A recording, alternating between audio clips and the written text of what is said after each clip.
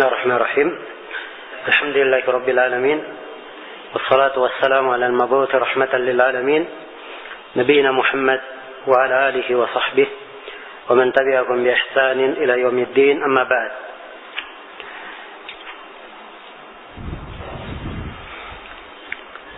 Baik, kembali kita lanjutkan.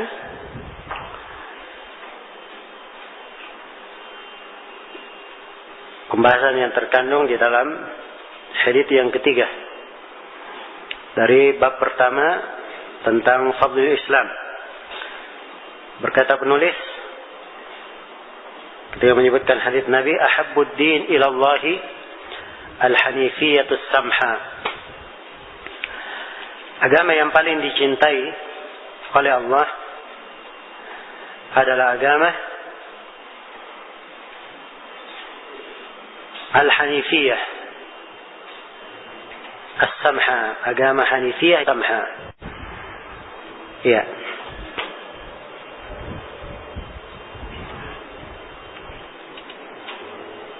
Apa arti al-hanifiyah?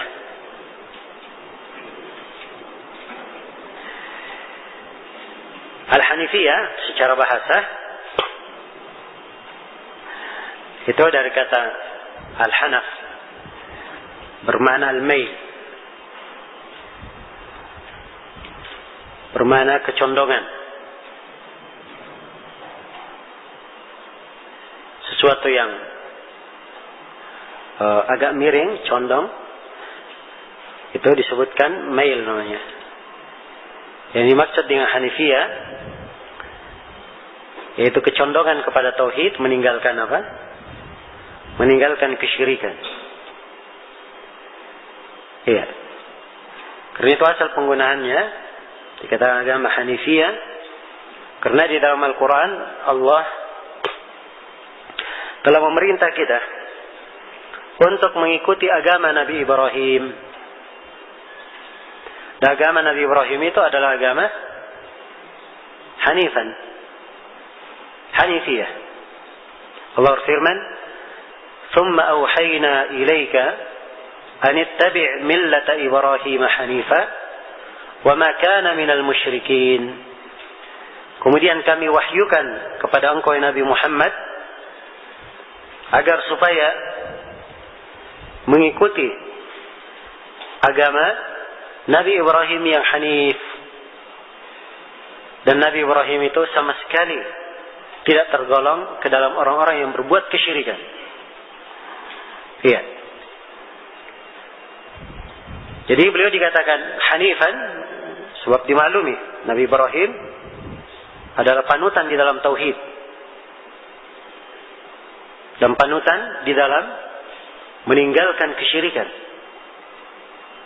Wa idh qala Ibrahim li abihi wa qaumihi innani bara'un mimma ta'budun illa alladhi fatarani fa innahu sayahdin.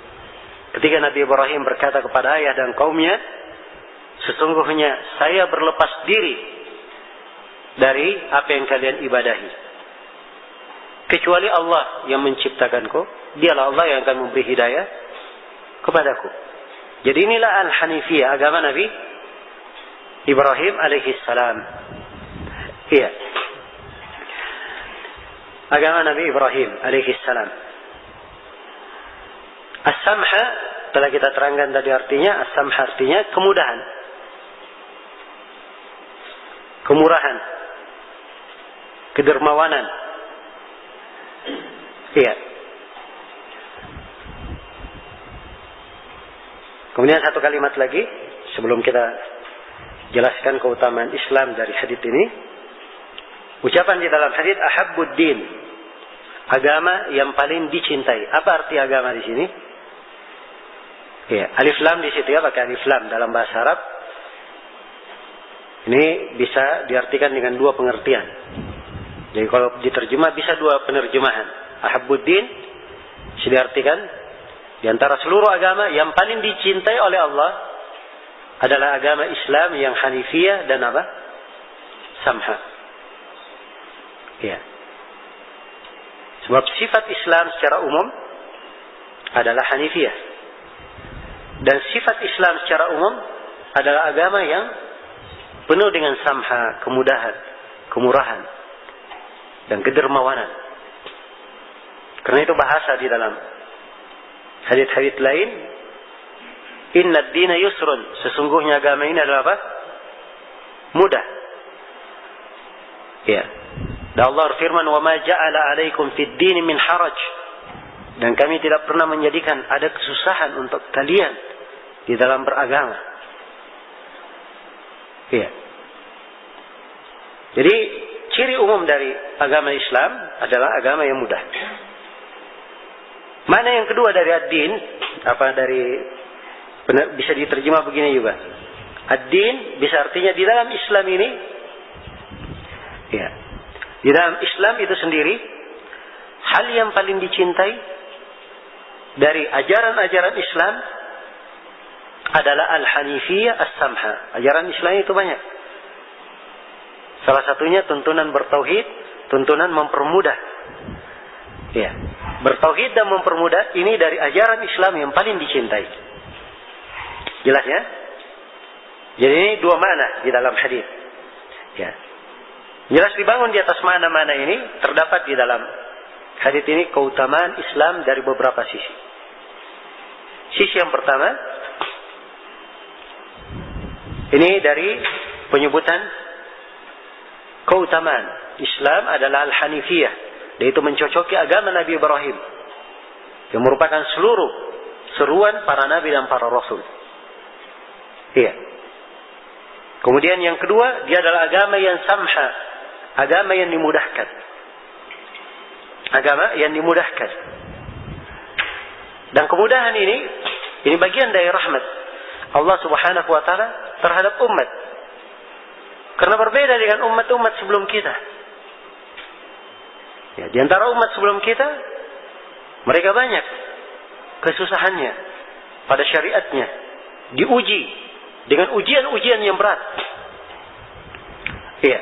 Karena itu diutusnya Nabi kepada kita mengangkat sebagian hal yang berat di umat-umat sebelum kita. Sebagaimana firman Allah, wa yadau anhum israhum wal aghlal allati kanat alaihim. Dan Nabi ini mengangkat kesusahan mereka dan belenggu-belenggu yang tadinya menimpa mereka. Dengan diutusnya Nabi Muhammad sallallahu alaihi wasallam. Iya. Dan memang kalau dibandingkan, dibaca perbandingan tampak sekali. Saya beri contoh misalnya. Ya. Kaum Nabi Musa alaihi salam tatkala mereka berbuat kesalahan, jatuh di dalam dosa, menjadikan anak-anak sapi sebagai apa? Sesembahan. Setelah perginya Nabi Musa ke Bukit Tur. Ya.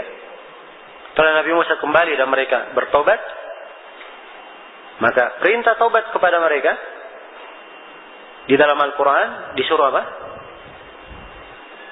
Mereka disuruh membunuh diri mereka. Maksudnya, ya, mereka membunuh sebagian mereka membunuh sebagian yang lainnya. Ya. Nah, disebutkan di dalam tafsir bagaimana cara sebagian dari mereka membunuh sebagian yang lainnya. Cuma sebagian ahli tafsir menyebutkan bahwa kaum Nabi Musa itu dikumpulkan di satu lapangan, suatu tempat, kemudian mereka diselimuti oleh awan yang gelap, ya, sehingga mereka tidak mengetahui siapa yang berada di lapangan itu. Mereka pun saling membunuh di situ. Dan mati puluhan ribu. Di sebagian ada yang menyebutkan 70.000 yang mati. Perhatikan ya beratnya keadaan mereka tatkala ingin apa? Ingin bertobat. Iya. Adapun umat Islam, tobat mereka dimudahkan oleh Allah Subhanahu wa taala. Di dalam syariat kita, siapa yang ingin bertobat, dikatakan tobatnya adalah tobat nasuh kalau terpenuhi padanya 5 syarat. Syarat yang pertama, dia ikhlas kepada Allah dalam taubatnya. Bukan orang yang terpaksa. Bukan pula orang yang riya. Syarat yang kedua, dia tinggalkan perbuatan dosa. Syarat yang kedua, dia tinggalkan perbuatan dosa. Yang ketiga, dia menyesali perbuatan dosa yang pernah dia lakukan. Syarat yang keempat, dia berniat dengan sungguh-sungguh, tidak akan kembali mengulangi dosa itu lagi. Ada azam, niat sungguh, kesungguhan dalam hati, tidak akan mengulanginya. Dan syarat yang kelima, ya, dia bertobat masih pada waktunya. Waktu bertobat itu kapan? Ya, waktunya luas ya. Sampai matahari terbit di arah mana? Ya, di arah barat, dan sampai nyawa sampai di tenggorokan. Itu waktu. Kalau nyawa sudah sampai di tenggorokan, matahari sudah terbit di arah barat, tidak ada lagi manfaat tobat. Iya. Sebagaimana Firaun tidak bermanfaat tobatnya. Nyawa sudah di depan matanya. Kematian sudah di depan matanya. Dan tidak ada manfaat tobat mereka yang telah bangkit kiamat padanya. Karena matahari sudah apa? Terbit dari arah barat. Iya. Maka ini 5 syarat. Subhanallah, hal yang dimudahkan. Kalau itu berkaitan dengan hak orang lain, ditambah syarat yang ke-6. Dia menunaikan urusannya dengan orang lain itu. Apakah dengan cara mengembalikan hak orang tersebut, atau dengan cara dia meminta maaf. Ya. Ini kemudahan yang Allah mudahkan untuk umat Islam. Ini dalam satu masalah. Dalam satu masalah. Belum lagi di masalah yang lainnya. Iya. Kalau umat sebelum kita, kadang mereka kalau buang hajat, buang ini, ada kain yang kena najis, iya, atau kulit yang kena najis, kadang kulitnya mereka harus kelupas untuk menghilangkan najis itu. Kalau kita dimudahkan oleh Allah Subhanahu wa taala. Iya, hanya dibersihkan dengan cara-cara yang telah dimaklumi, menggunakan air atau memercikkannya kalau kencing anak bayi dan seterusnya. Dari hal yang dimaklumi dengan pembersihan najis. Ya. Jadi ini beberapa sudut menjelaskan keutamaan Islam. Iya. Menjelaskan keutamaan Islam. Jadi Islam adalah agama yang paling dicintai oleh Allah. Karena ada sifat ini, al-hanifiyah. Ya. Hanifiyah, kecenderungan kepada yang benar, kepada tauhid. Ini dalam banyak hal. Pertama dalam masalah akidah dan keyakinan. Seorang harus cenderung kepada yang tauhid, yang benar, meninggalkan kesyirikan, kebatilan. Ya.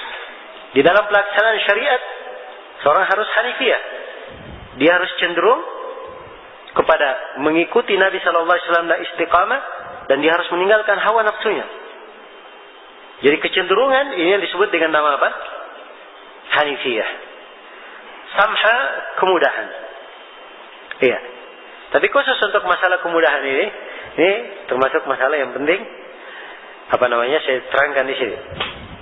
Ya. Dimaklumi dari sifat Islam yang sangat khusus dan ciri. Ya. Pokok di dalam agama ini, agama dibangun di atas kemudahan. Dibangun di atas kemudahan.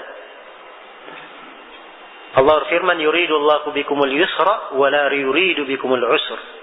Allah menghendaki untuk kalian kemudahan, dan Allah tidak menghendaki untuk kalian kesusahan.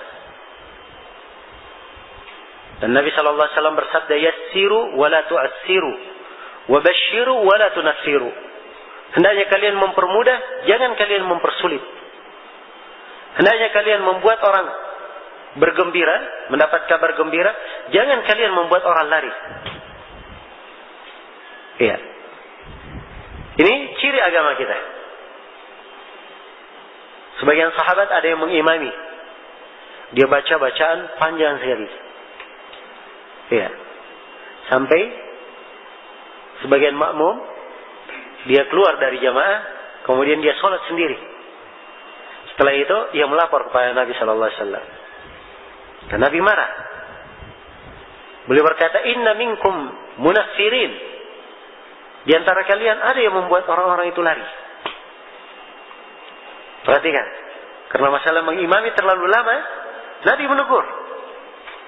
Iya. Nabi menegur. Ini orang bukan lari dari agama. Tapi dia hanya keluar dari jamaah saja. Karena mungkin dia ada keperluan, ada apa. Ya, karena itu kata Nabi, "Man kana ya ummun nas falyukhaffif." Siapa yang mengimami manusia hendaknya dia memperingan.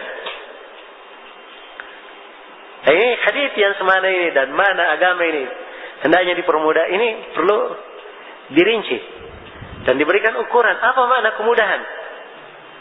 Ya. Jangan sampai seorang mengatakan kemudahan sesuai dengan pendapatnya masing-masing. Iya. Oh, kita permudah agama ini, agama itu mudah. Ya, bergampangan dengan dosa. Jabat tangan yang perempuan gak apa-apa. Agama itu mudah. Hah? Iya. Bukan ini yang dimaksud tentunya. Jadi kalimat agama itu mudah, ini harus diukur dengan dua ukuran. Ya. Ukuran yang pertama, kemudahan tersebut ada nasnya di dalam Al-Quran dan apa? Hadits Nabi Sallallahu Alaihi Wasallam. Jadi apa yang diajarkan oleh Nabi, itulah sebenarnya kemudahan. Tidak perlu cari kemudahan yang lain. Ya. Contoh seperti contoh kasus tadi. Siapa yang menjadi imam, dia peringkas. Nah, kalau ingin tahu bagaimana cara yang ringkas, yang mudah sholat, silahkan pelajari bagaimana cara sholat Nabi dan apa yang beliau baca di waktu-waktu sholatnya. Sebab itu lengkap tentunya. Di sholat subuh ada surah-surah yang beliau baca. Ya, di sholat duhur ada surah-surah yang beliau baca. Sholat asar, sholat maghrib. Ya, yang umumnya kalau dikompromikan hadits-hadits ini kita bisa mengambil banyak kesimpulan ya. Tapi di antara kesimpulan yang paling pokok, ya, biasanya beliau kalau di sholat subuh beliau baca dari mufassal yang panjang dan seukuran itu. Ya, surah mufassal itu dari surah Qaf, ya, surah ke-50 sampai surah apa? Surah An-Nas. Ya, itu mufassal. Yang panjangnya itu dari surah Qaf sampai surah An-Naba. Akhirnya surah Al-Mursalat. Ini yang panjang. Pertengahan mufassal dari surah An-Naba amma yatasaalun sampai surah Ad-Duha. Kalau akhirnya adalah surah Wal-Laili idza yamsha. Dan pendeknya Ad-Duha sampai An-Nas. Jadi dibagi 3. Jadi kalau salat subuh baca panjang mufassal. Ya. Salat maghrib pendeknya dan salat isya panjangnya. Adapun salat salat duhur dan salat asar beliau antara pertengahan dan pendeknya. Jelas ya? Baik, ini bacaan. Jadi ada ukuran di dalam apa? Makna memperpendek. Ya. Dalam makna memperpendek sholat. Atau memperingan sholat itu. Jadi apa yang ada nasnya, itu yang harusnya menjadi ukuran. Jelas ya? Ketika misalnya ditentukan hukuman bahwa orang yang mencuri, ya, dengan ketentuan dia mencuri barang nilainya lebih dari seperempat dinar, dengan ketentuan barang yang dia curi itu dia curi di tempat yang terjaga dan ketentuan-ketentuannya tentang hukum potong tangan, maka diputuskan hukumnya potong tangan. Oh, jangan dikatakan oh ini berat, kita ganti saja hukumnya. Ya, cari yang ringan. Sebab agama itu apa? Agama itu mudah. Nggak boleh seperti itu. Itu namanya mengganti hukum apa? Hukum agama. Justru itulah kemudahan. Ya. Ada yang membunuh, ia dibunuh juga. Dikisas dengan cara apa? Dibunuh. Walinya punya hak untuk menuntut orang tersebut dia apa? Dibunuh. Dan ini dari kemudahan dalam agama dan rahmat. Cuma banyak orang tidak mengetahuinya. Dianggap bahwa hukum-hukum Islam itu berat, kejam, dan itu kan sangkaan. Ya. Dari orang-orang yang tidak mengerti kemaslahatan manusia. Ya. Dan tidak adil dalam berpikir. Jadi kalau ada yang membunuh, dia dibunuh juga, itu dianggap kejam. Tapi tidak pernah dia pikir, orang yang membunuh ini, ketika membunuh orang, apa kejam atau tidak? Ya, itu juga perbuatan kejam, sudah melayangkan nyawa manusia. Jadi dia diberikan balasan yang setimpal, itu wajar. Dan ini punya efek jerak, membuat orang kapok, tidak berani membunuh. Ya. Karena itu di dalam hukum Islam, hukum-hukum hudud itu tidak disembunyikan. Ya. Hukum-hukum peradilan itu terang-terang, ada yang dipotong tangannya, dipersaksikan depan umum.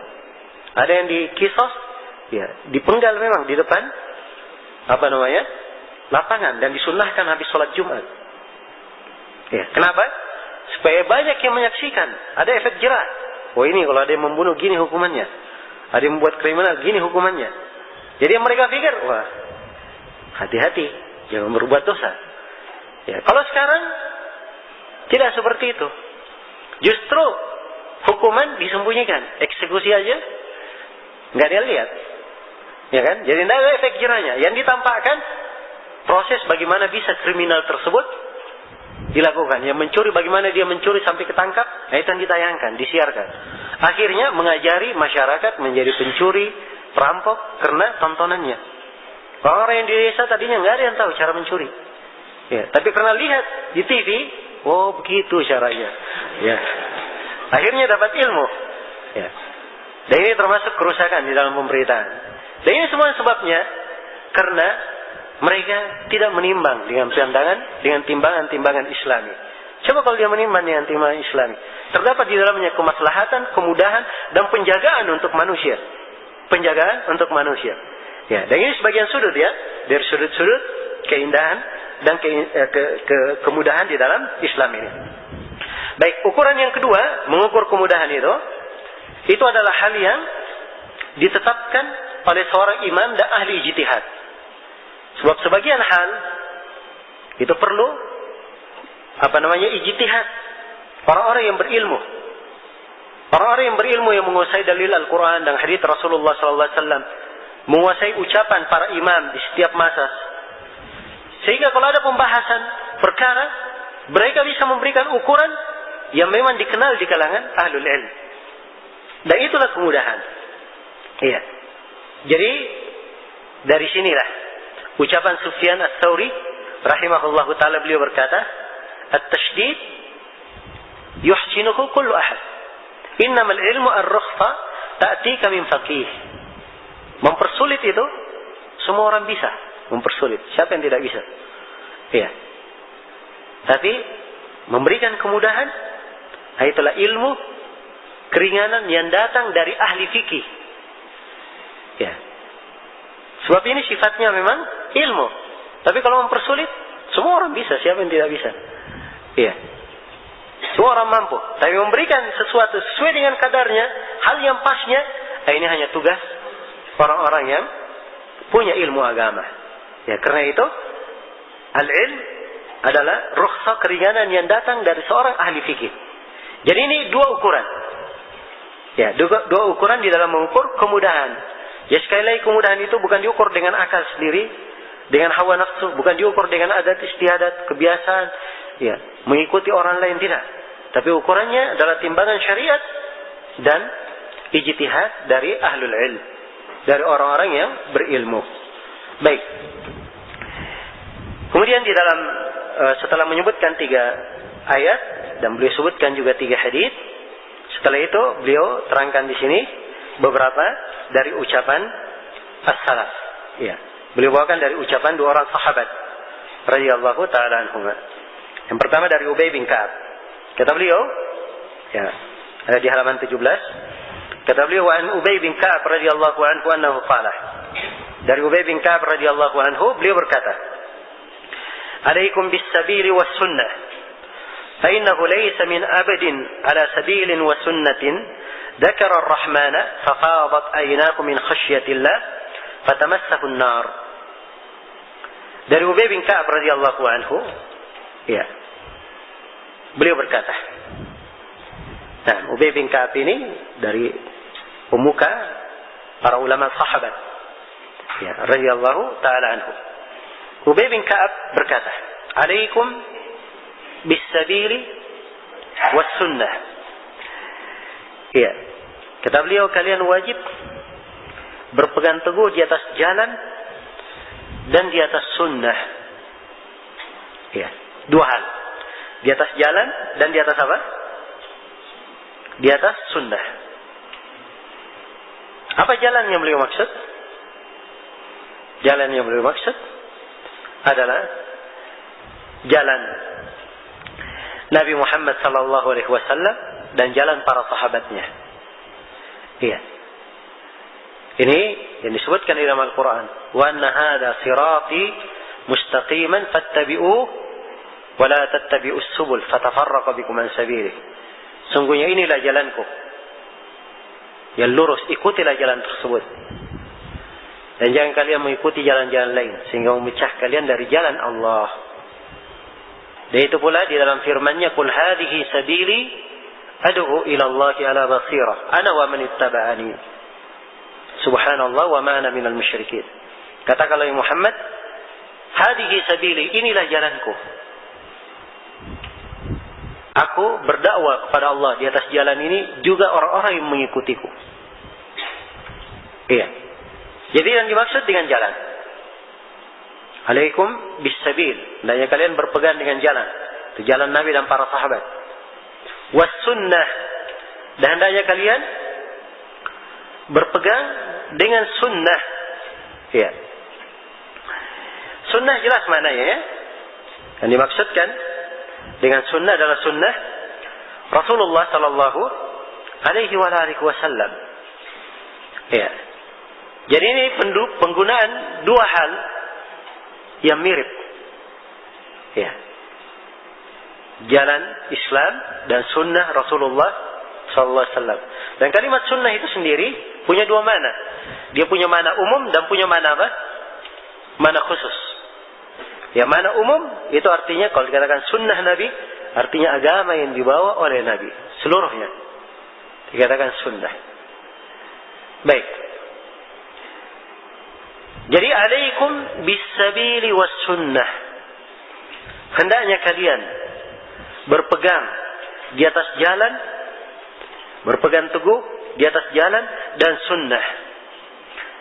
فإنه ليس من عبد على سبيل وسنة ذكر الرحمن ففاضت عيناه من خشية الله فتمسه النار. Kata beliau, karena tidaklah seorang hamba berada di atas jalan dan sunnah lalu ia mengingat Ar-Rahman, mengingat Allah yang Maha Pengasih dan Penyayang, sehingga mencucurkan air mata. Ya, karena dia takut kepada Allah akan tersentuh oleh api neraka. Fatawassahun nar. Ya, jadi kalau misalnya ada orang yang menangis, dia ingat Allah, kemudian meneteslah air matanya. Ya, ini ibadah yang agung. Ibadah yang agung. Sebab al-khasyah, rasa takut kepada Allah adalah ibadah besar. Tidaklah seorang seperti ini keadaannya, tapi disyaratkan dia berada di atas jalan dan apa? Dan sunnah. Dia tidak akan disentuh oleh api neraka. Matanya tidak akan disentuh oleh api neraka. Dan ini ucapan Ubay yang persis seperti hadits Nabi sallallahu alaihi wasallam. Kata beliau, ya ada beberapa riwayat ya, tapi dalam riwayat At-Tirmidzi, ainani la tamassuhuman nar. Ada dua mata yang tidak akan disentuh oleh api neraka. Ainun bakat min khasyatillah, yang pertama adalah mata yang menangis karena takut kepada Allah. Yang kedua, wa ainun batat tahrusu fi sabilillah, dan mata yang ia tidak tidur di malam hari karena sedang berjaga di jihad fi sabilillah. Ini dua mata tidak disentuh oleh apa? Api neraka. Iya. Jadi ini persis seperti hadits Nabi. Tapi keutamaan ini didapatkan kalau dia apa? Hah? Ala sabilin wa sunnah. Di atas jalan dan sunnah. Karena dimaklumi orang yang menangis itu banyak sebabnya. Iya. Orang yang menangis banyak sebabnya. Ya, karena itu Ibnu Al-Qayyim menyebutkan jenis-jenis tangisan, ada belasan jenis tangisan. Ya. Dan dari seluruh jenis tangisan ini yang bermanfaat cuma satu. Orang yang takut kepada Allah dan hal tersebut dia lakukan di atas sunnah Nabi. Itu yang bermanfaat. Adapun kalau dia menangis takut kepada Allah, ya, tetapi tidak di atas sunnah, ini tidak memberi manfaat baginya. Tidak memberi manfaat. Jelas ya? Tidak mendatangkan manfaat. Tapi kalau dia takut kepada Allah sesuai dengan jalan dan sunnah, nah ini barulah dia mendapatkan keutamaan. Iya. Ada yang menangis karena memang itu profesinya menangis. Ya. Dimaklumi ya, ada kadang datang orang meminta ini, pandai sekali. Ya, seakan-akan serius. Menetes air matanya. Padahal dusta. Sebab memang itu profesi. Ya, dan ini ada ilmunya di masa ini. Ya, bisa dipelajari. Ya. Baik, ada yang menangis karena dia terlalu gembira. Ada yang menangis karena dia kena musibah. Ya. Ada yang menangis karena terharu. Ada yang menangis karena dia ikut-ikutan. Ada orang lain menangis, dia juga ikut menangis. Ya. Ada yang menangis karena dia malu kalau tidak menangis. Ya. Padahal orang lain apa? Menangis, atau dia disuruh menangis. Nah, ini di pekerjaan sebagian orang ya. Kalau ada yang meninggal, itu ada namanya ya tangisan massal. Ya. Dia datangkan di situ orang-orang yang khusus untuk apa?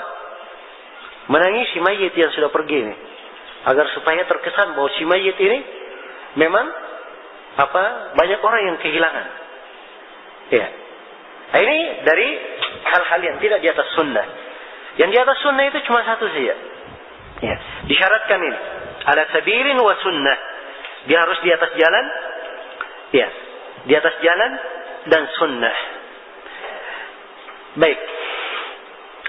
Kemudian kata beliau dalam kelanjutannya, "Walaysa min 'abdin 'ala sabilin wa sunnatin dzakara ar-rahmana faqsha'arra jilduhu min khashyatillah illa kana mathaluhu kamathali shajaratin yabisa warquha wa bainama hiya kadhalik id asabatha ar-rih fatahatta anha warquha illa tahattat anhu dhunubuhu kama tahatta an hadhihi ash-shajarati warquha." Kemudian kata Ubay bin Ka'ab radhiyallahu taala anhu, kata beliau, tidaklah seorang hamba berada di atas jalan dan sunnah lalu ia mengingat Ar-Rahman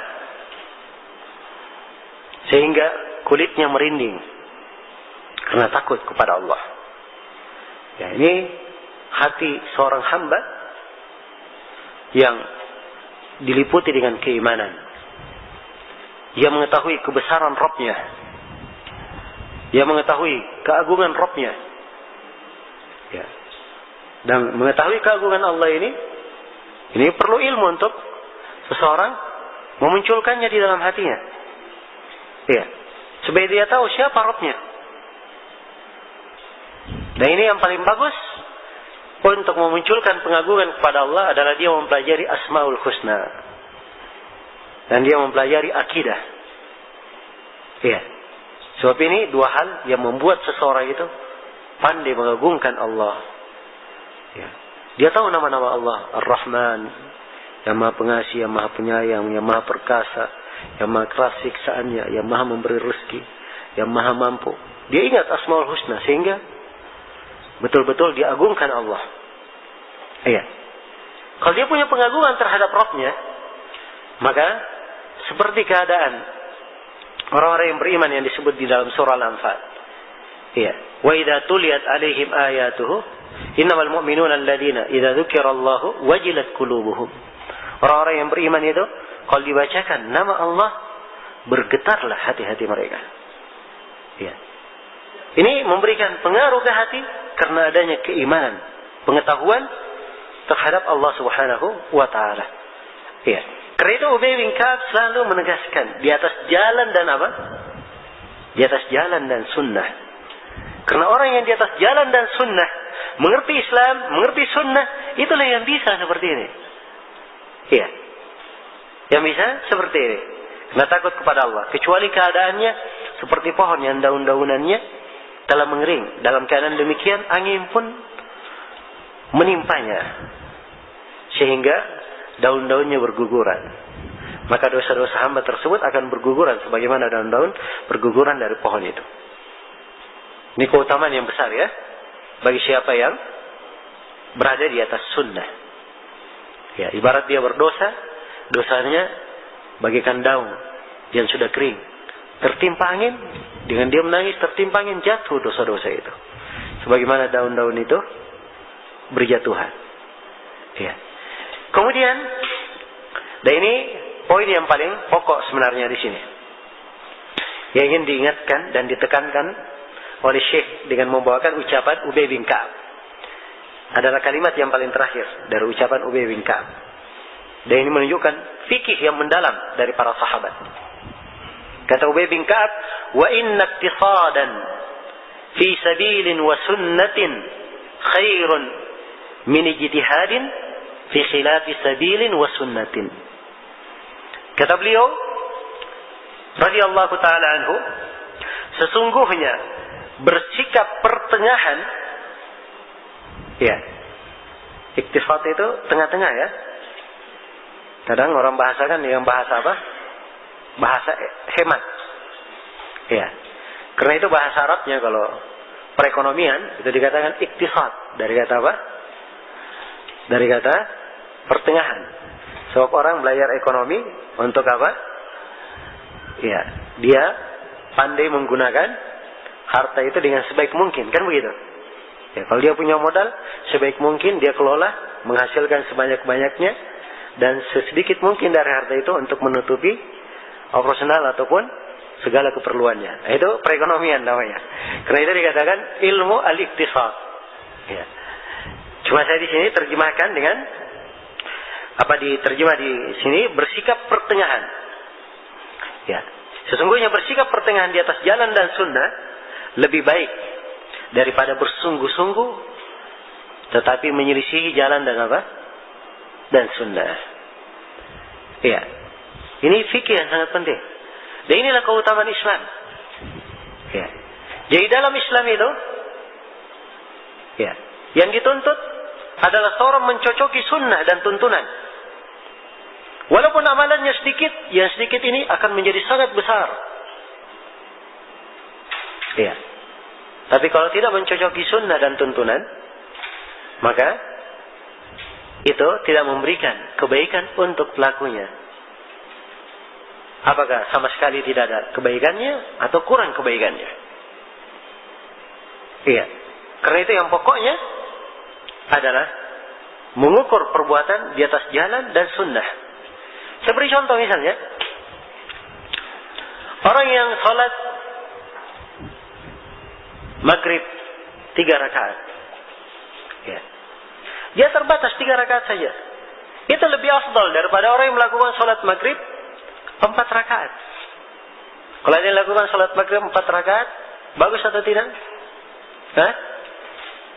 Jelas semua akan berkata ini menyelisih apa? Selisih tuntunan. Ya. Karena itu terbatas pada sunnah. Ya, sebab sunnahnya berapa? 3 saja. Itu lebih baik daripada bersungguh-sungguh. Walaupun dia maghrib, sudah maghrib 3. Setelah itu tambah lagi 3, tambah lagi 3, 3 sampai 30.000. Masih lebih baik 3 yang 1 saja. Hemat sedikit sesuai dengan sunnah itu lebih baik daripada banyak tetapi tidak sesuai dengan apa? Sesuai dengan sunnah. Nah, inilah kekeliruan banyak orang. Ya, dia anggap di dalam beragama ini bagaimana dia menyibukkan dirinya dengan amalan-amalan apa saja. Amalan walaupun tidak ada tuntunannya. Ya. Walaupun tidak ada tuntunannya. Karena itu, ya, kita melihat sebagian dari kaum muslimin melakukan hal-hal yang tidak ada tuntunannya, akhirnya mereka meninggalkan sunnah. Meninggalkan sunnah. Karena memang kaidahnya, ya, seperti yang disebutkan oleh para a'immah. Ya, Ibnu Hazm menyebutkan ya di dalam kitabnya Al-Muhalla. Kata beliau, "Ma ra'ayna bid'atan muda'a illa wa ma'aha sunnatun mudha'ah." Tidaklah kami melihat bid'ah yang disebarkan kecuali ikut bersamanya di situ ada sunnah yang ditelantarkan. Ada sunnah yang ditelantarkan. Iya. Jadi amalan bid'ah apapun, amalan yang tidak ada sunnahnya apapun yang dimunculkan, itu pasti menghilangkan sunnah. Karena sunnah 2 macam. Ada sunnah untuk dilakukan, ada sunnah untuk ditinggalkan. Dan dua-duanya terhitung apa? Terhitung sunnah. Iya. Karena itu dari keindahan umat Islam, kalau mereka beramal dapat pahala, tidak beramal juga dapat pahala. Sebab sunnah mereka ada 2. Ada sunnah fi'liyah dan ada sunnah tarkiyah. Ada sunnah dengan dia kerjakan, ada sunnah dengan dia tinggalkan. Ya, contoh misalnya, doa selepas sholat berjamaah. Iya. Kalau ada yang berdoa selepas sholat berjamaah, apalagi doa bareng-bareng, ya, ini adalah hal yang tidak ada dalilnya. Ya. Dan para imam 4 pun dari ahli fikih tidak ada yang membenarkan perbuatan tersebut. Jelas ya? Jadi kalau ada yang menghidupkannya, dia menghidupkan hal yang menyelisih apa? Menyelisih sunnah. Dan pasti dia meninggalkan sunnah. Sunnahnya tidak berdoa di situ. Ingin berdoa, berdoa di tempat lain. Ingin berdoa, berdoa di sujud. Lebih afdal. Ya. Bahkan itu adalah tempat mustajabah. Ingin berdoa, berdoa antara adzan dan qomat. Tempat mustajabah doa. Ya. Jadi termasuk hikmahnya. Dibuat doa antara adzan dan qomat supaya lebih segera datang ke masjid. Iya. Jelas ya? Kalau dia hanya berharap setelah sholat, sudah undur-undur saja, terlambat. Yang penting dapat doa bersama imam. Ya. Ini kadang akibat yang jelek. Akibat yang jelek terjadi karena meninggalkan sunnah. Jadi sekali lagi, hemat di dalam menjalankan sunnah, itu lebih baik daripada apa? Bersungguh-sungguh, tapi menyelisihi sunnah. Ya. Ucapan Ubay bin Ka'ab ini bukan artinya beliau menganjurkan orang bermalas-malasan saja, hemat-hemat saja, tidak. Tapi ini memperbandingkan, ya, memperbandingkan. Tentunya kalau seorang bersungguh-sungguh sesuai dengan sunnah, itu tentunya pahalanya lebih apa? Lebih besar dan lebih besar. Ya, karena itu ucapan beliau di sini, beliau ingin memperbandingkan bagaimana nikmatnya seseorang itu di atas keislaman yang benar. Ya, dengan keislaman yang benarnya ini, maka amalan yang sedikit itu menjadi sangat besar di sisi Allah Subhanahu wa taala. Baik, dan ini akan lebih jelas lagi dengan ucapan Abu Darda yang disebutkan oleh penulis di sini. Kata beliau rahimahullahu taala di halaman 19 ya. Wa Nabi Darda radhiyallahu anhu annahu qala ya habbada naumul akyasi wa iftaruhum kaifa yu'baduna سهر الحمقاء وصومهم لمثقال ذرة من بر مع تقوى ويقين أعظم وأفضل وأرجح من أمثال الجبال عبادة من المغترين. Dari Abu Darda radhiyallahu anhu beliau berkata, ya betapa tidur dan berbuka orang yang cerdik lebih bagus daripada begadang malam dan puasanya orang yang bodoh. Ya, perhatikan ya, Darda memberikan perbandingan. Ada orang yang cerdik. Orang yang cerdik yang beri maksud di sini adalah orang yang berilmu, orang yang mengerti keislaman. Iya. Dia di siang hari tidak banyak puasanya, banyak kadang berbuka. Ya, bahkan sebagian hari dia tidak berpuasa. Di malam hari dia tidak satu malam sentuk menghidupkan malam harinya dengan sholat. Ada juga tidurnya.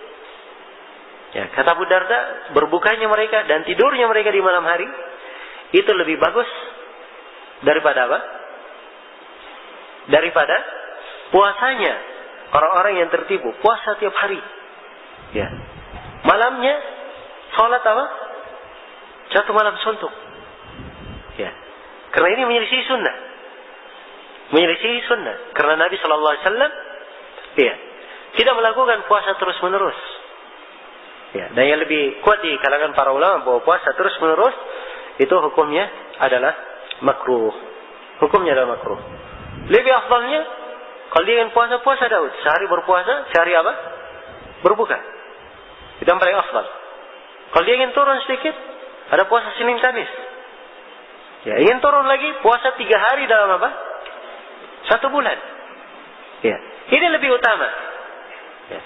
Jadi posisi Nabi tidak berpuasa, di posisi tidak boleh berpuasa, maka itu lebih bagus. Di hari Id misalnya, Idul Fitri, Idul Adha, Ayyamut Tasyrik, tanggal 11, 12, 13, Dzulhijjah. Ini 5 hari dalam Islam disepakati oleh para ulama haram berpuasa. Ya. Siapa yang tidak berpuasa di sini, itu lebih afdal daripada orang yang apa? Berpuasa. Ya. Demikian pula di malam hari. Nabi itu tidak pernah sholat apa?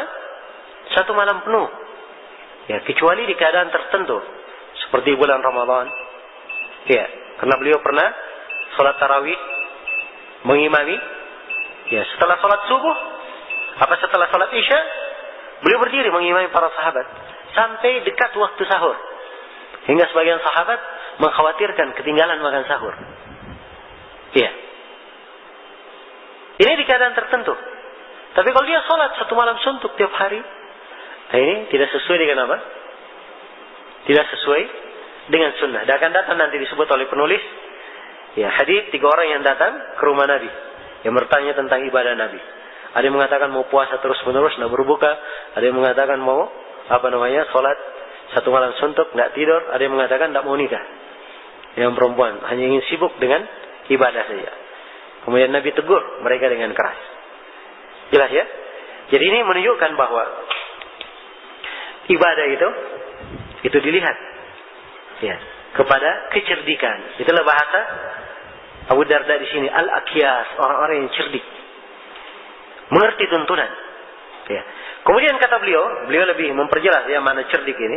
Kata beliau, wala mithqalu darratin min burrin ma taqwa wa yakin. Ya. Kata beliau, sesungguhnya kebaikan sebesar darrah, ya, disertai dengan ketakwaan, ya, dan keyakinan. Wala mithqal dzarratin min birrin, ya, itu min birrin, ma taqwa wa yakin. Satu, kebaikan sebesar darrah disertai dengan ketakwaan dan keyakinan adalah a'zamu, lebih besar, wa afdalu, lebih utama, wa arjahu, dan timbangan pahalanya lebih berat. Ya, min amsalil jibali ibadatan minal muqtarrin, daripada ibadah sebesar gunung dari orang-orang tertipu. Ya. Orang yang tidak ada sunnah, walaupun ibadahnya sebanyak gunung, tidak ada manfaatnya. Karena Nabi berkata, man amila amalan laisa alaihi amruna fahuwa raddun. Siapa yang beramal dengan sebuah amalan yang tidak dibangun di atas tuntunan kami, maka amalannya tertolak. Iya. Amalannya tertolak. Allah mengabarkan sekelompok manusia pada hari kiamat yang amalannya dijadikan debu berterbangan. Wa qadimna ila ma 'amilu min 'amalin faja'alnahu haba'an mansura. Kami hadapi amalan yang mereka lakukan, lalu kami jadikan amalannya bagikan debu yang berterbangan. Iya. Dari sini tampak sekali keindahan Islam ini.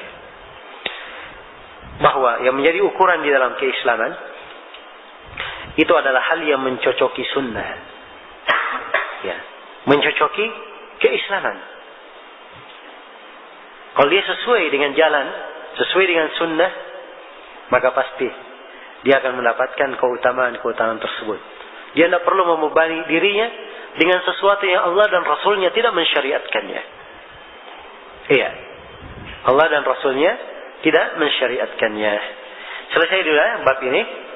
Dan tersimbol dari bab ini beberapa keutamaan, ya, terhadap dalam Islam ini, terhadap pemeluknya, terhadap umat yang masuk menyandang keislaman dan pada Islam itu sendiri. Pada Islam itu sendiri. Baik. Kemudian di bab-bab setelahnya penulis akan membawakan beberapa judul bab. Dan sebenarnya pada setiap bab yang akan diterangkan oleh penulis terdapat makna yang menunjukkan keutamaan Islam. Hanya saja beliau ada penekanan lain. Dan ini termasuk indahnya buku ini. Karena buku ini siapa yang baca dan dia pahami kandungannya, akan terbentuk di dalam jiwanya pemahaman Islam yang benar. Ada manhaj yang kokoh di dalam dirinya. Akidah yang kuat berkaitan dengan keislamannya. Iya, di bab yang kedua kata beliau, babu wujubil Islam. Bab kewajiban memeluk Islam. Iya. Bab ini dibawakan di sini oleh penulis. Ya. Beliau ingin menjelaskan, ya, bahwa masuk ke dalam Islam itu bukan alternatif. Boleh ikut, boleh tidak.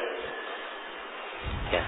Karena jangan sampai ada menyangka, karena Syekh hanya menjelaskan keutamaan Islam, ya namanya keutamaan, siapa yang mau ambil silahkan, yang mau tidak ambil silahkan. Ya. Bukan itu maknanya. Tapi yang dimaksud, yang dimaksud oleh penulis bahwa masuk ke dalam Islam adalah kewajiban.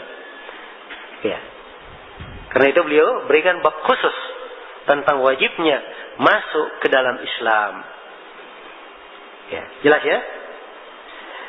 Ini kandungan dan makna yang diinginkan oleh penulis rahimahullahu taala di bab yang kedua ini, bahwa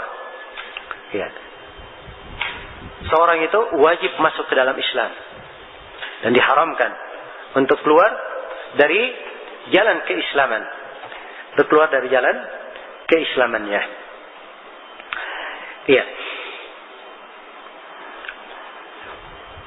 Beliau bawakan ayat-ayat dan beliau bawakan beberapa hadits yang menjelaskan tentang kewajiban ini.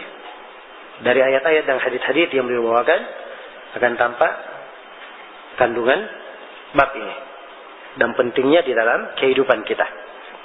Kata beliau rahimahullah, wa qaulullah ta'ala, firman Allah ta'ala, wa man yabtaghi ghairal islam dinan fala yuqbala minhu wa huwa fil akhirati minal khasirin. Barang siapa yang mencari agama selain Islam, sekali-sekali agama itu tidak akan diterima darinya, dan di akhirat kelak dia termasuk sebagai orang-orang yang merugi. Ini ayat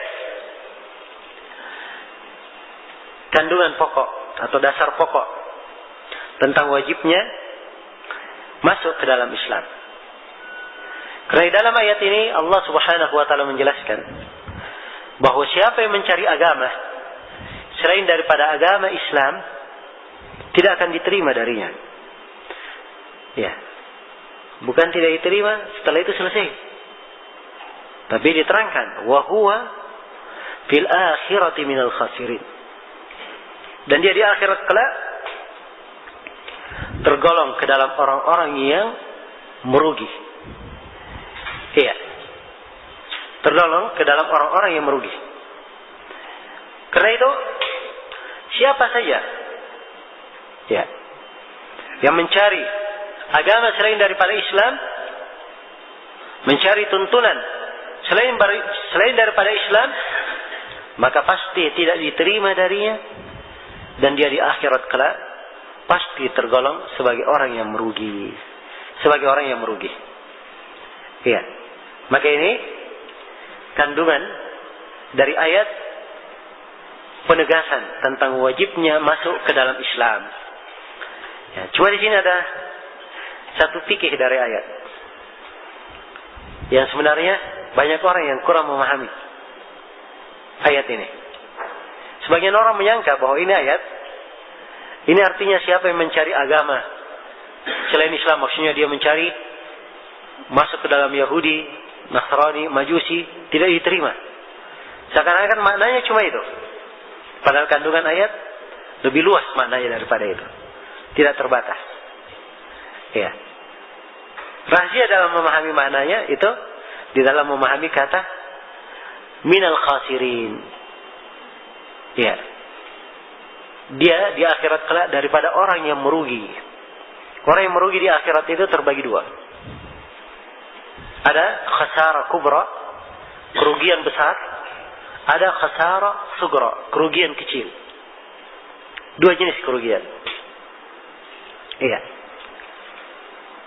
Kerugian yang pertama khasara kubra, itu hancur seluruhnya.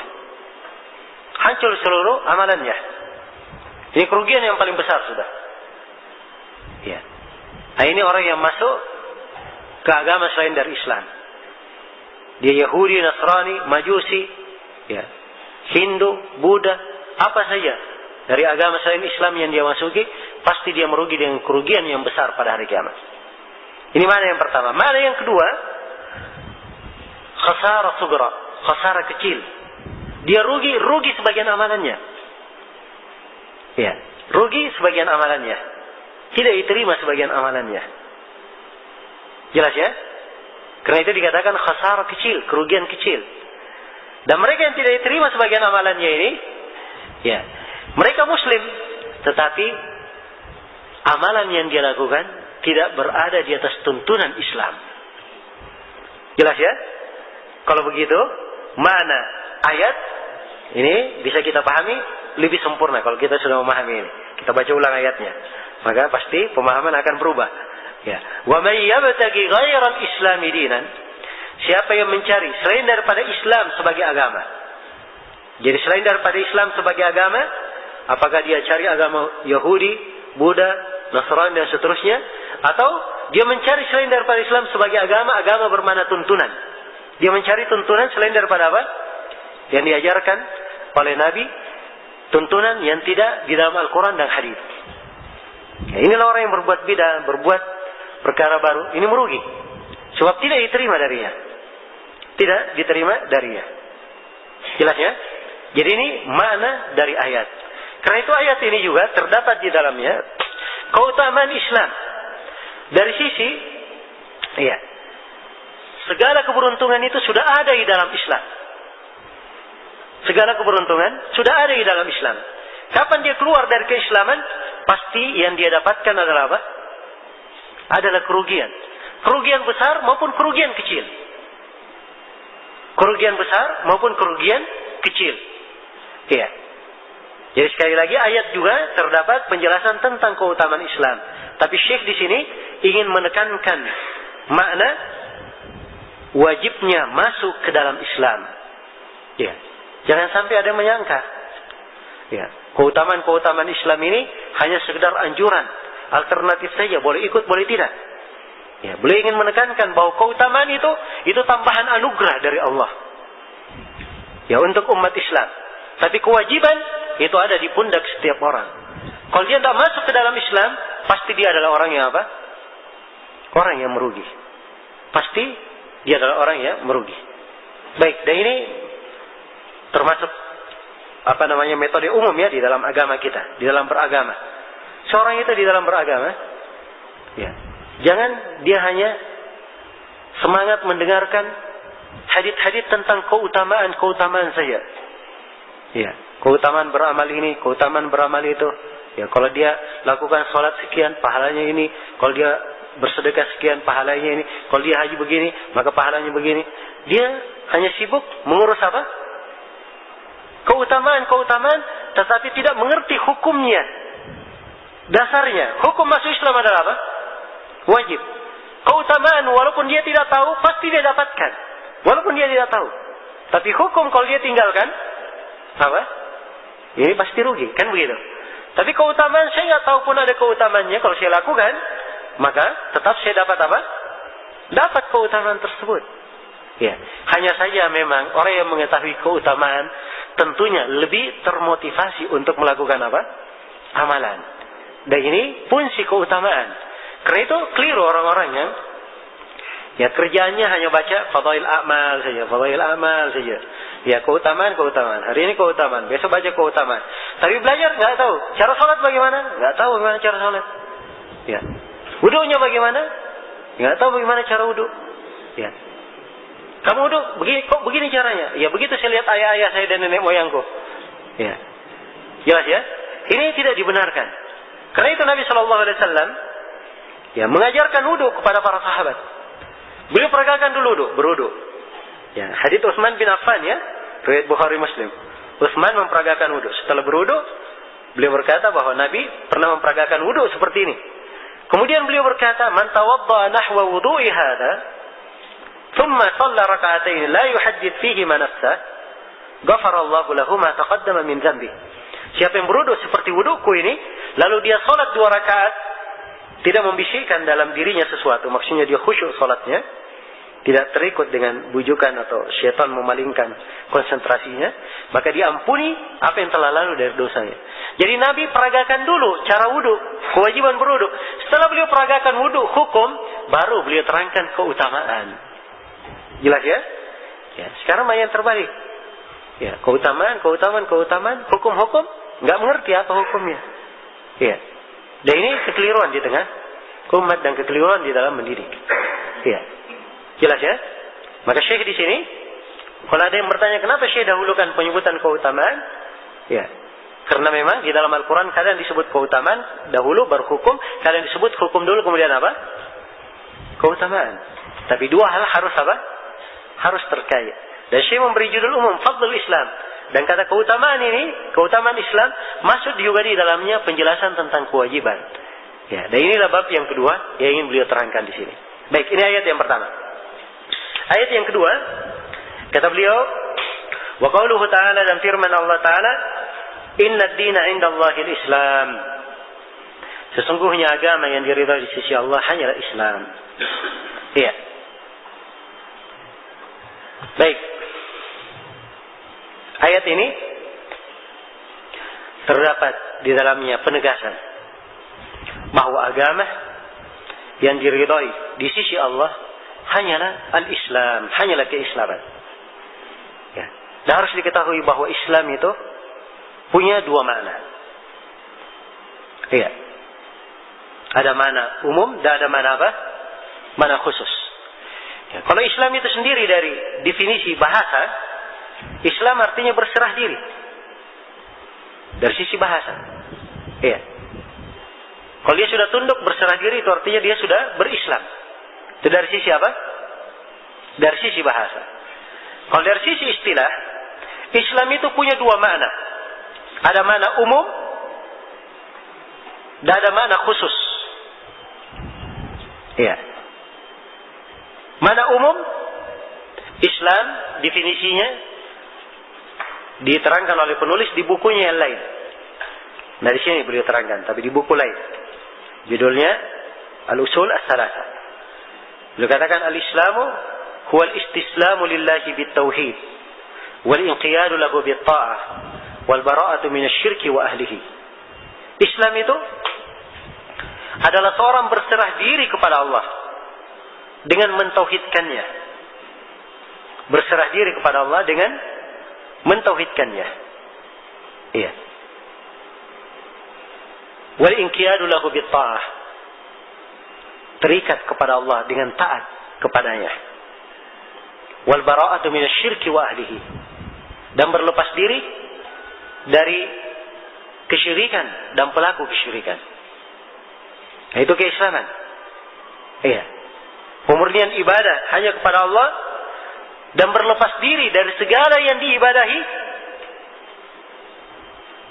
kecuali Allah. Nah, inilah Islam dengan makna umum. Iya. Islam dengan makna khusus yang dimaksud adalah rukun Islam yang 5. Disertai dengan amalan hati yang membenarkan rukun Islam ini. Iya. Karena itu Nabi ketika ditanya oleh Jibril, "Wa mal Islam?" Wahai Nabi Muhammad, apa itu Islam? Ya, maka Nabi jawab apa? An tashhadu an la ilaha illallah wa anna Muhammadar Rasulullah wa tuqima as-salah wa tu'ti az-zakah wa tasum Ramadan wa tahujjal bait in istata'ta ilaihi sabila. Islam adalah engkau bersyahadat la ilaha illallah Muhammadar Rasulullah. Tidak ada yang berhak diibadahi kecuali Allah, dan bahwa Nabi Muhammad adalah utusan Allah. Kamu menegakkan salat, mengeluarkan zakat, berpuasa di bulan Ramadan, dan berhaji ke Ka'bah apabila engkau punya kemampuan. Jadi beliau jawab Islam itu dengan 5 rukun Islam. Kemudian Jibril bertanya, "Wa mal iman?" Apa itu iman? Beliau menjawab, "An tu'mina billahi wa malaikatihi wa kutubihi wa rusulihi wal yawmil akhir wa tu'mina bil qadari khairihi wa syarrihi." Engkau beriman kepada Allah, kepada para malaikatnya, kitab-kitabnya, para rasulnya, kepada hari akhirat, dan engkau beriman kepada takdir yang baik dan yang buruk. 6 rukun iman. Iya. 6 rukun iman. Jadi keislaman dijawab di dalam hadis ini dengan makna khusus, amalan zahir. Tapi saya sebutkan tadi, amalan zahir harus ada dari keyakinan di dalam hati yang membenarkan apa? Zahirnya. Kalau zahir saja tidak ada keyakinan hatinya, itu tidak bermanfaat. Seperti kaum munafikin. Dia bersyahadat, kaum munafikin. Salat bersama kaum muslimin walaupun malas-malasan. Iya. Zakat dia keluarkan walaupun dengan kikir. Iya. Puasa. Iya. Ikut keluar berjihad walaupun apa? Ya, membawa masalah, menggembosi orang, ya banyak bicaranya. Ya. Jadi zahirnya ada, tapi yang membuat zahirnya tidak diterima adalah apa? Batinnya. Tidak ada keimanan yang membenarkan zahirnya. Ya. Sebaliknya, rukun iman pun demikian. Rukun iman itu amalan hati semuanya. Harus ada amalan zahir yang membenarkan apa? Amalan hatinya. Dia jangan dikatakan saya beriman, saya muslim. Ya, tidak pernah sholat. Ya, tidak pernah terlihat bersama kaum muslimin. Ya, kerjanya di gereja. Oh, saya muslim. Ya, maka ini bertentangan dengan apa? Dengan zahirnya. Jadi kalau dia katakan beriman, bertentangan dengan zahirnya, maka zahirnya mendustakan apa yang ada di dalam apa? Batinnya. Ya. Jadi ini antara iman dan Islam punya apa? Keterkaitan yang sangat kuat. Ya. Iman itu sama dengan Islam, punya makna umum, punya makna apa? Makna khusus. Di mana umumnya iman dan Islam itu sama maknanya. Ya, karena itu di iman para ulama bahasakan iman ya i'tiqadun bil janan, keyakinan di dalam hati, nutqun bil lisan, ucapan dengan lisan, dan amalan dengan apa? Anggota tubuh. Itulah keislaman seluruhnya. Ya. Keislaman seluruhnya. Jadi makna umum iman dan Islam maknanya apa? Sama. Tapi di mana khusus berbeda. Ya. Iman itu, Islam itu untuk amalan zahir disertai dengan amalan batin yang membenarkan zahirnya. Kalau iman sebaliknya, amalan batin disertai dengan amalan zahir yang membenarkan apa? Batinnya. Ya. Baik. Jadi saya hanya ingin sampai ke titik kesimpulan bahwa Islam punya dua apa? Punya dua makna. Islam punya dua makna. Dan di dalam ayat ini, iya, tercakup di dalamnya dua-duanya. Inna ad-dina indallahi apa? Al-Islam. Sungguhnya agama di sisi Allah adalah apa? Adalah Islam. Iya. Hanya itu agama yang berada di sisi Allah. Menunjukkan wajibnya masuk ke mana? Wajibnya masuk ke dalam Islam. Baik. Ya. Kemudian ayat berikutnya. Ayat yang ketiga. Kata penulis rahimahullah, wa qauluhu ta'ala, dan firman Allah ta'ala, wa anna hadha sirati mustaqiman fattabi'u wa la tattabi'us subul fatafarraqa bikum an sabili. Al-ayah.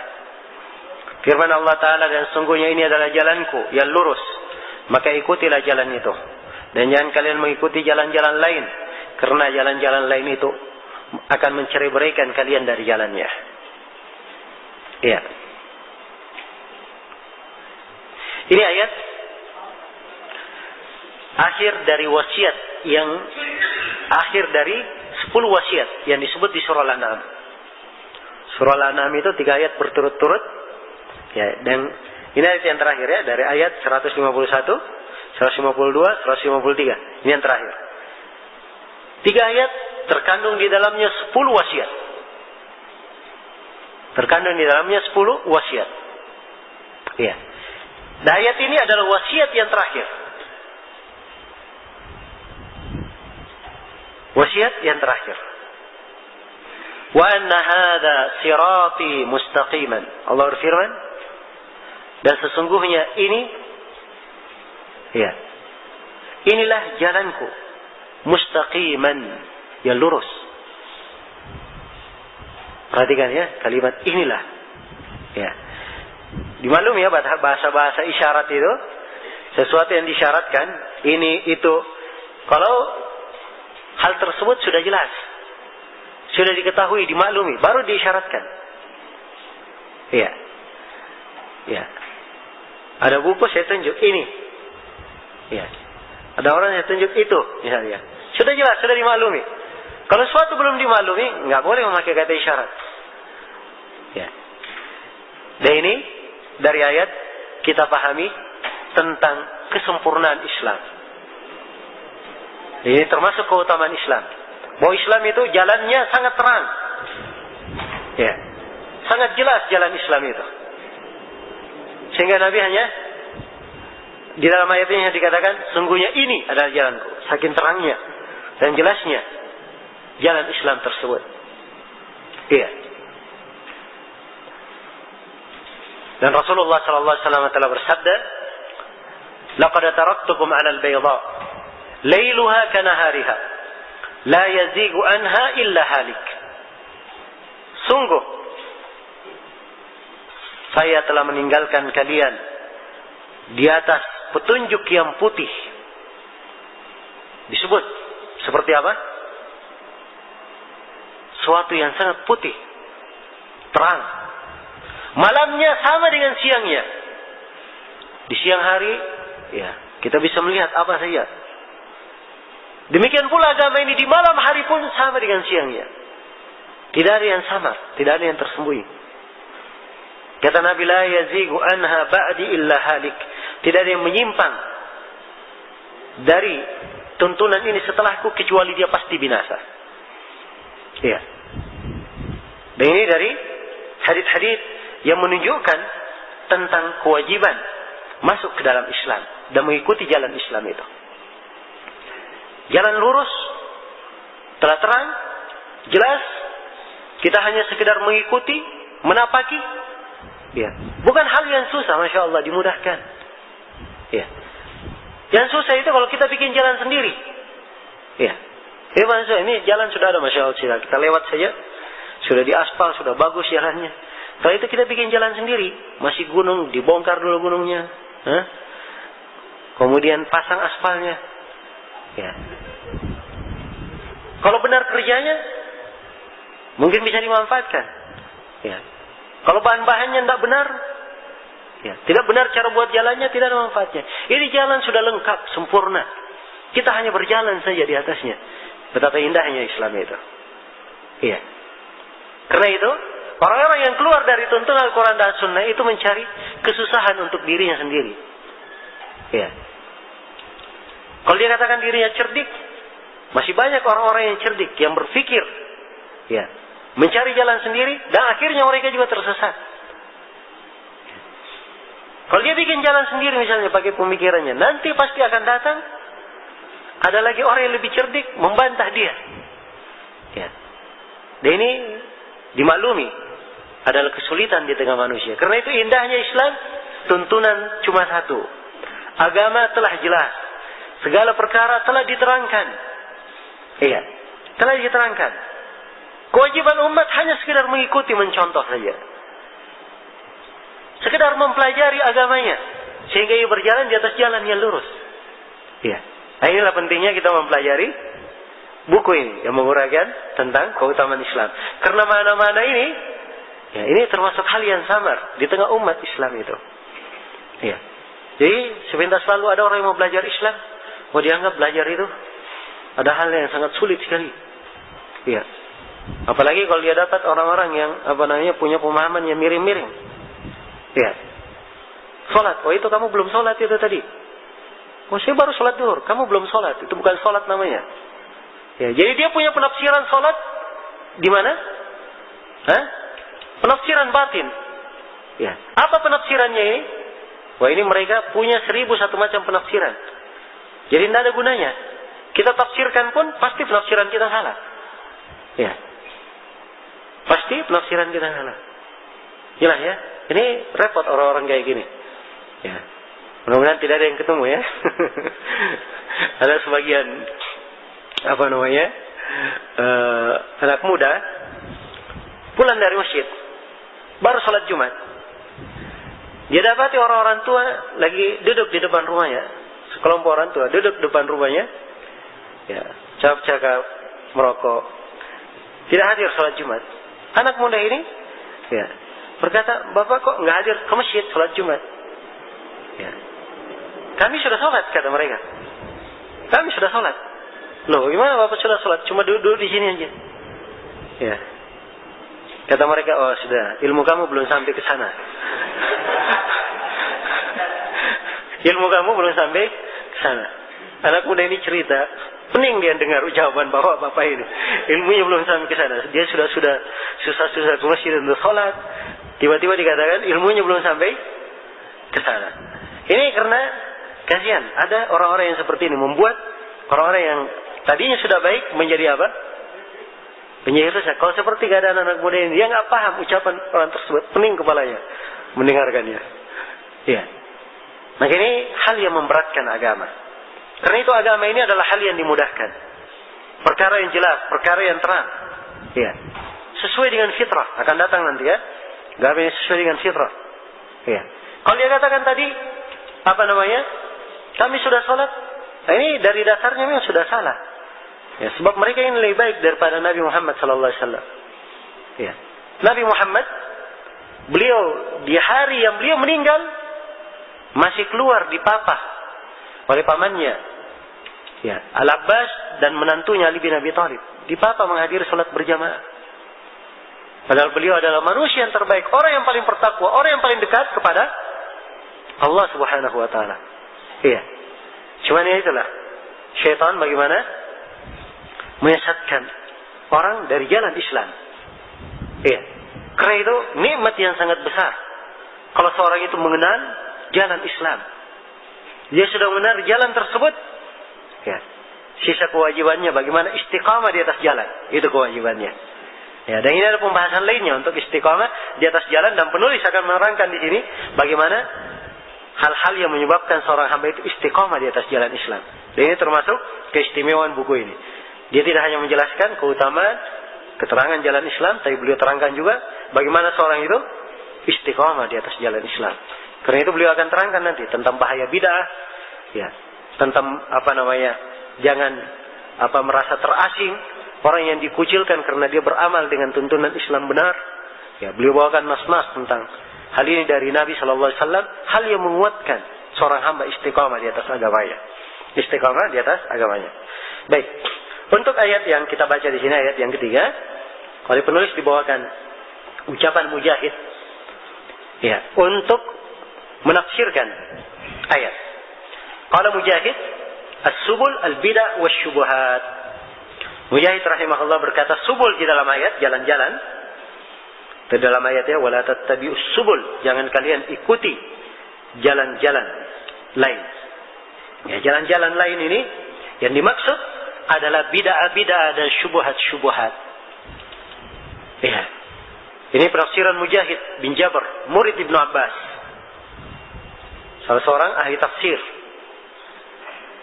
yang diterima penafsirannya oleh para ulama. Ya, karena diambil dari Ibnu Abbas, ya, termasuk dari sahabat yang paling mengetahui tentang kandungan Al-Quran. Ya, dan disebutkan bahwa Mujahid bin Jabr ini, beliau menanyakan tentang tafsir ayat kepada Ibnu Abbas dari awal mushaf sampai akhirnya.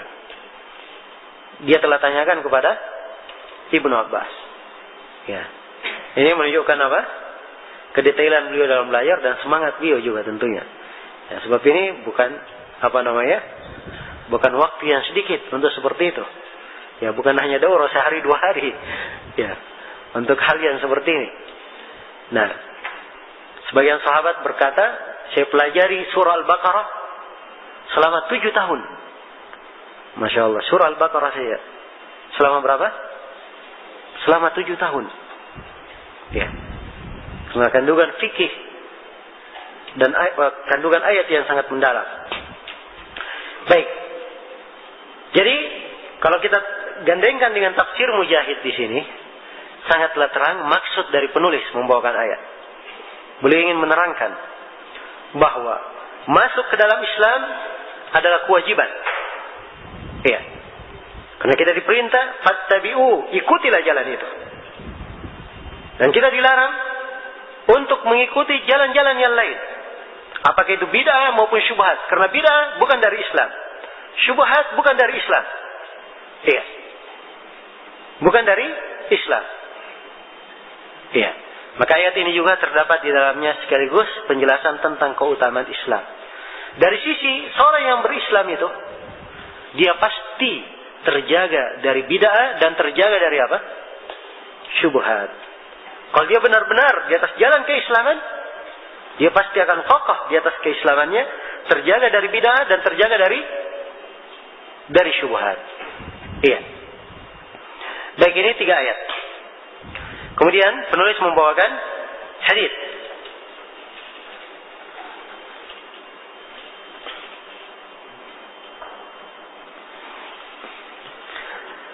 Baik. Kata beliau, "Wa Aisyah radhiyallahu anha anna Rasulullah sallallahu alaihi wasallam qala, man ahdatha fi amrina hadha ma laysa minhu fa huwa raddun." Akhraja. Dari Aisyah radhiyallahu anha, Rasulullah sallallahu alaihi wasallam bersabda, barang siapa yang mengada-adakan perkara baru dalam agama kita yang tidak berasal dari agama tersebut, sesuatu itu adalah tertolak. Maka sesuatu itu adalah tertolak. Iya. Ini hadis dibawakan oleh penulis untuk menekankan wajibnya masuk ke dalam Islam. Iya, karena amalan yang diterima itu hanyalah amalan yang dibangun di atas perintah Nabi, di atas perkara Nabi sallallahu alaihi wasallam. Siapa yang mengada-adakan jalan baru bukan dari agama, pasti jalan itu adalah jalan yang ditolak. Hal tersebut adalah hal yang ditolak. Kemudian lafaz yang lainnya kata beliau, wa fi lafdin man amila amalan laisa alaihi amruna fa huwa raddun. Ya, dalam riwayat lain ini oleh Imam Muslim saja ya. Ya. Al-Bukhari mengeluarkannya secara muallaq. Man amila amalan, barang siapa yang mengerjakan suatu amalan laisa alaihi amruna, yang tidak dibangun di atas perkara kami, fa huwa raddun, maka amalan itu adalah tertolak. Iya. Ini hadis termasuk hadis pokok. Dan ada fikih yang harus dipahami dalam hadis ini. Iya. Di antara fikihnya, yang pertama adalah maksud dan pendalilan penulis membawakan hadis ini di sini. Beliau ingin menjelaskan tentang wajibnya masuk ke dalam Islam. Karena siapa yang beramal tidak dibangun di atas tuntunan, maka amalannya adalah apa? Amalannya adalah tertolak. Iya. Dan keluar dari jalan Islam itu 2 macam. Ada keluar keseluruhan, bahasa lainnya murtad, dan ada keluar sebagian. Muslim Nabi dia berbuat bidah, penyimpangan. Itu keluar sebagian. Ya. Dan seluruh bentuk keluar dari jalan Islam ini, itu semuanya dihitung bidah. Karena itu bidah 2 macam. Ada bidah yang mengkafirkan, dan ada bidah yang tidak apa? Tidak mengkafirkan. Iya. Ada bidah yang tidak mengkafirkan. Dan dua-duanya adalah tertolak. Kemudian yang ketiga, di antara fikih hadis ini adalah timbangan untuk amalan yang zahir. Karena amalan itu ditimbang dengan 2 hal. Dengan zahirnya dan dengan batinnya. Iya. Hadis yang menimbang batinnya itu adalah hadis apa? Innamal a'malu binniyat. Sungguhnya amalan itu tergantung niatnya. Ini yang menimbang apa? Amalan batin. Hadis yang menimbang amalan zahir ini, amalan itu harus dibangun di atas apa? Tuntunan Nabi sallallahu alaihi wasallam. Ya, karena itu tidak benar ya kalau ada yang berkata, "Oh, saya beramal, berbuat. Yang penting apa?" Ya, yang penting niatnya. Kalau ditegur misalnya, "Loh, kok Bapak salaman dengan perempuan?" Ya, saya pernah menegur ya waktu masih kecil dulu, saya pernah bilang kepada seorang guru ya di sekolah, "Kenapa Bapak salaman dengan perempuan?" Kata Pak gurunya, "Yang penting hatinya." Ya. Yang penting hatinya. Ya. Jadi dia hanya mengukur apa? Niat saja. Ya, dan ini keliru. Ya. Yang penting keliru. Sebab Nabi sallallahu alaihi wasallam bersabda, "La yamassa ahadukum la yuf'ana ahadukum fi ra'sihi bi mikhyatin khairul lahu min an tamassahu imra'atun laysat mahraman lah." Andai kata salah seorang dari kalian itu ditusuk ya dengan jarum besi menembus kepalanya, itu lebih baik baginya daripada dia disentuh oleh perempuan yang bukan mahramnya. Ini ukuran. Kalau ingin mengukur, ini hadits Nabi melarang. Sekarang dia melakukan sesuatu yang menyelisih hadits Nabi. Berarti itu adalah amalan apa? Amalan yang tidak diterima, amalan yang keliru. Ya. Karena itu ini hadits ukuran amalan batin. Kemudian hadits ini ukuran amalan zahir. Kemudian hadits ini adalah termasuk hadits yang menjelaskan tentang bahaya bid'ah, bahaya berbuat perkara baru dalam agama. Ya, dan untuk pembahasan bid'ah ini akan datang nanti satu bab khusus diterangkan oleh penulis tentang bahaya bid'ah sebagai pelengkap menjelaskan kesempurnaan Islam. Ya, sebab dari kesempurnaan Islam seorang berada di atas tuntunan sesuai dengan sunnah sudah. Siapa yang keluar berarti dia telah melakukan bid'ah. Telah melakukan bid'ah. Baik. Namun yang perlu saya ingatkan bahwa hadits ini dibawakan oleh penulis dengan dua lafaz. Ya. Kenapa? Padahal maknanya sama sebenarnya. Tapi kandungan lafaznya ada fikih yang membedakan pada titik tertentu. Dan ini penting untuk diketahui. Kalau lafaz yang pertama, man ahdatsa fi amrina hadza, siapa yang mengada-adakan di perkara kami ini. Ya. Jadi di sini pembicaraan ditujukan kepada orang yang mengada-adakan. Apakah bid'ah yang diada-adakan itu dia lakukan atau tidak? Tidak ada perbedaan. Yang penting dia ada-adakan perkara baru, pasti tertolak yang diadakan. Kalau lafaz yang kedua adalah amalan. Siapa yang beramal.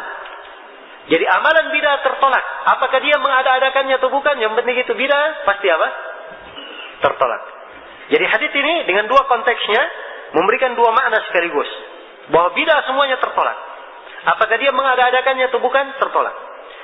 Bid'ah yang diamalkan adalah tertolak.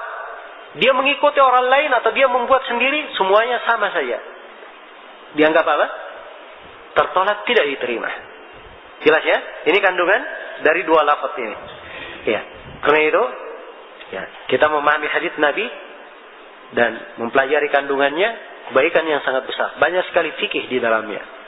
Nah, dan inilah pentingnya seseorang itu menuntut ilmu, mempelajari ilmu, ya, mengkaji ayat-ayat, hadits-hadits.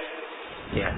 Sebab seperti ini kalau kita baca ayat hadits, kita uraikan mana-mananya, maka akan terdidik jiwa ini, mengagungkan agama. Ternyata ayat-ayat dan hadits-hadits kadang sering lewat bersama kita, ternyata di dalamnya ada kandungan-kandungan yang agung.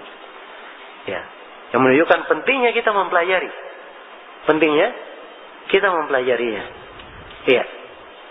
Baik, selesai sini. Hadits Aisyah radhiyallahu taala anha dengan dua lafaznya. Ya. Baik, ini waktunya sudah habis ya. Sudah. Harusnya kita berhenti tadi jam 16.30. Sekarang 16.48. Ya, sudah lewat 18 menit.